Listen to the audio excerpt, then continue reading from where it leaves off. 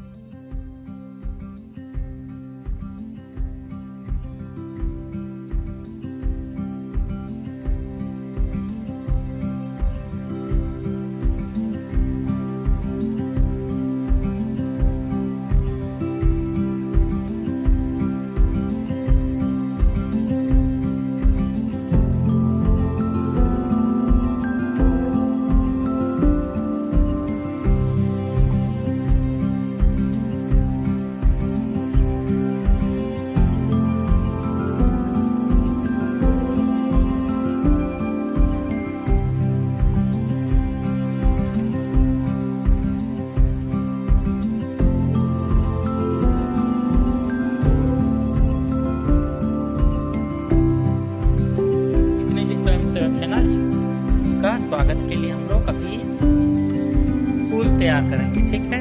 और इसको क्या करना है, ये जो है प्लास्टिक ना, इसमें हम लोग को क्या करना पड़ेगा, डालना पड़ेगा तोड़ तोड़ के, ठीक है। कैसे तोड़ना है समझ रहे हैं ना, कैसे तोड़ेंगे।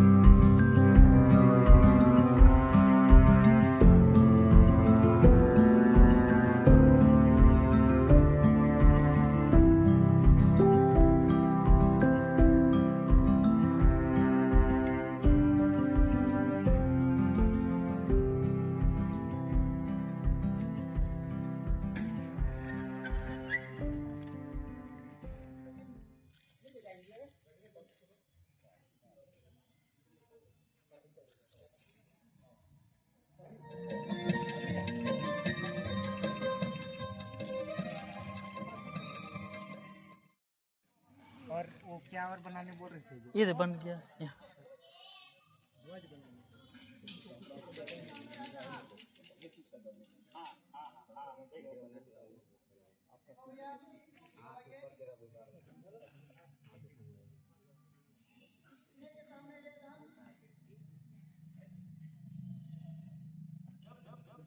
विवेकानंद जी की बारी आती है तो मास्टर जी पूछते हैं, कह रहे भाई नरेंद्र तुम क्या बनोगे।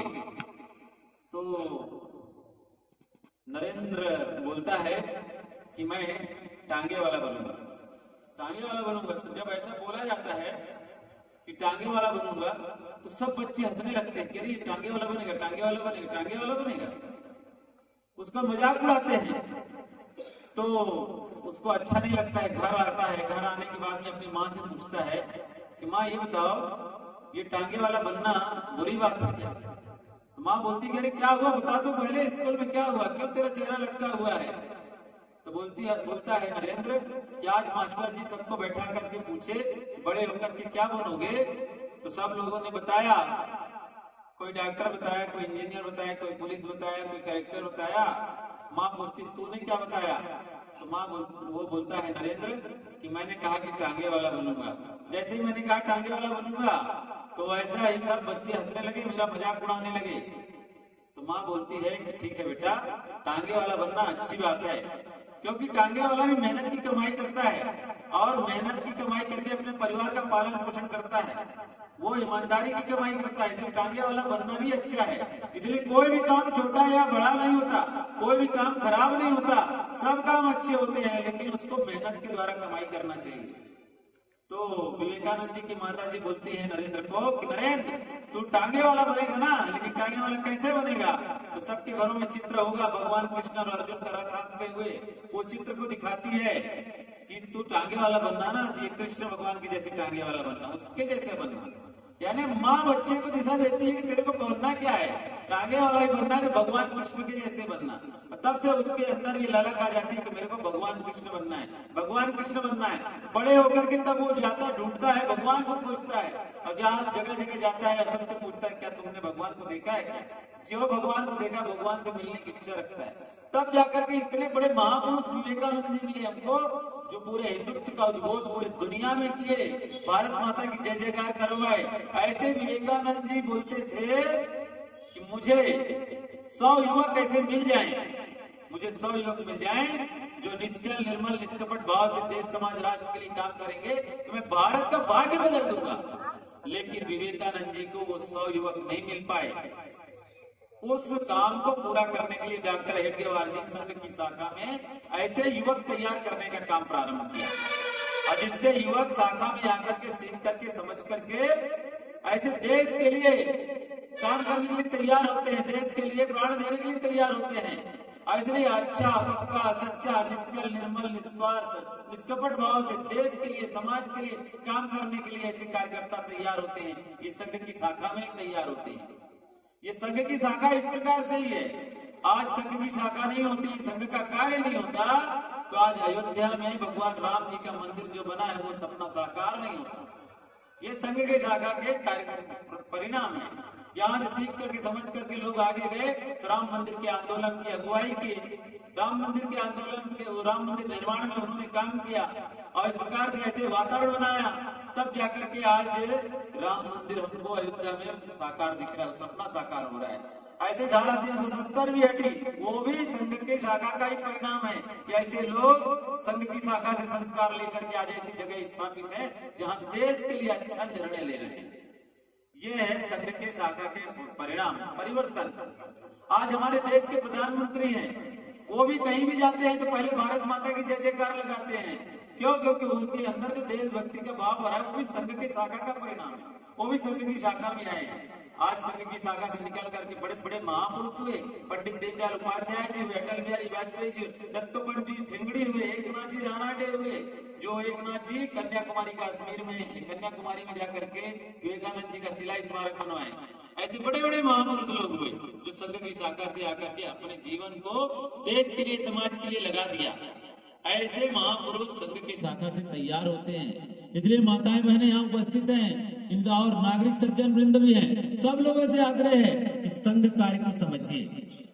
संघ की जो 100 वर्ष की ये जो विकास यात्रा संघ के जो 100 वर्ष पूर्ण हुआ है, 1925 से लेकर आज 2025 100 वर्ष हुआ है। संघ यहाँ तक जो पहुंचा है अपने आचरण व्यवहार के कारण पहुंचा है। संघ के कार्यकर्ता समाज में अच्छा उदाहरण पेश कर रहे हैं और सेवा के मामले में सबसे आगे रहते हैं। चाहे वो कोरोना का महामारी आया हो, चाहे बाढ़ हो, चाहे भूकंप हो, चाहे हवाई दुर्घटना हो, कहीं भी हो, लेकिन सबसे पहले स्वयंसेवक सेवा के लिए पहुंचते हैं। क्यों?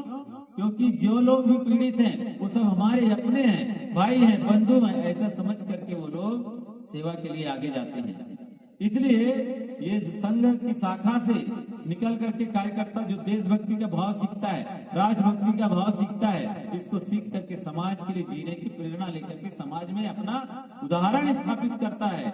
इसलिए यहाँ जितने लोग भी आए हुए हैं, हम सब सहित अपना अपना उदाहरण दें और अपने अपने घर से संघ के कार्य को बढ़ाने के लिए अपना अपना योगदान दें। माताएं बहनें भी अपने अपने बच्चों को संघ की शाखा में भेजना चाहिए ताकि वहां जाके अच्छा संस्कार लेना चाहिए।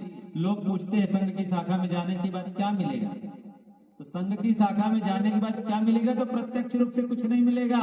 प्रत्यक्ष रूप से जो आज आप लोग अपना लेके आए वो भी लगेगा। जितने लोग यहाँ बैठे हैं सब लोग अपना गणवेश अपने पैसे से बनवाए हैं, अपना रुपया पैसा लगाए, अपना समय लगाए हैं। संघ का काम करना है तो अपनी चमड़ी अपनी दमड़ी अपना रुपया पैसा लगा के काम करना पड़ता है। यहाँ मिलता नहीं है। दूसरे संगठनों में जाएंगे तो जब तक मिलेगा नहीं तब तक काम नहीं करेंगे लोग, लेकिन यहाँ अपना पैसा लगा करके लोग काम करते हैं। हम तो कहते हैं कि संघ की शाखा में जाने से क्या मिलेगा, जो मार्केट में खरीदने से नहीं मिलता है वो संघ की शाखा में मिलेगा। मार्केट में आप जाओगे, दुकानदार से बोलोगे भैया 500 रुपये का अनुशासन दे दे, मिलेगा भैया? नहीं मिलेगा। 500 रुपया का शिष्टाचार दे दे, देगा क्या? नहीं देगा। 500 रुपया का संस्कार दे दे, देशभक्ति दे दे, जो मार्केट में खरीदने से नहीं मिलेगा वो संघ की शाखा में मिलता है। इसलिए संघ की शाखा में अपने बच्चों को भेजिए, अपने घर के लोगों को भेजिए, ताकि संघ समझ करके संघ कार्य करेंगे तो हिंदू समाज सुरक्षित रहेगा, हिंदू समाज बलशाली रहेगा, हिंदू समाज ताकतवर रहेगा। यदि संघ कार्य बढ़ेगा तो मतांतरण नहीं होगा, धर्मांतरण नहीं होगा, लैंड जिहाद नहीं होगा, लव जिहाद नहीं होगा, हमारी बहन बेटियों की सुरक्षा होगी, बहन बेटियां हमारी सुरक्षित रहेंगी। इसलिए संघ कार्य बढ़ना चाहिए, ये हम सब लोगों की इच्छा है। इसलिए आप सब लोग संघ कार्य को समझ करके संघ कार्य करिए, असंघ की शाखा में आइए, असंघ की शाखा में आकर के अपने आप को देशभक्ति या देश को बड़ा बनाने के लिए काम करिए, देश को श्रेष्ठ बनाने के लिए काम करिए। हमारा देश रहेगा तो हम रहेंगे, देश नहीं रहेगा तो हमारा भी कोई अस्तित्व नहीं है। इसलिए देश की जय जयकार होनी चाहिए। हमारे यहाँ संघ में व्यक्ति की जय जयकार नहीं होती, व्यक्ति निष्ठा नहीं है। हमारे यहाँ तो तत्व निष्ठा है, ध्येय निष्ठा है। ये भारत सर्वप्रथम है, सर्वप्रथम भारत है, सर्वोपरि भारत है। राष्ट्र प्रथम की भावना को लेकर के यहाँ हम काम करते हैं। इसलिए हम सब लोग इस बात को समझ करके काम करेंगे तो हमारा मन भी अच्छा रहेगा, हमारा तन भी अच्छा रहेगा, हमारा जीवन भी अच्छा रहेगा, हमारा राष्ट्र अच्छा रहेगा, हमारा समाज अच्छा रहेगा और हम अपने समाज को भव्य दिव्य बनाने के लिए हमेशा लगे रहेंगे। ये संघ कार्य इसी प्रकार से बढ़ते रहे, इसकी शुभकामना देते हुए माताएं बहनें यहाँ आई हैं और यहाँ आकर के धैर्य पूर्वक सुन रही हैं, उनका भी मैं आभार व्यक्त करता हूँ। और ये संघ कार्य बढ़ाने के लिए आप सब लोगों का समय का समर्पण बढ़े, इसी निवेदन के साथ मैं अपनी बात को यहीं समाप्त करता हूँ। सूत्र एक है, देश के लिए सदा जिएंगे।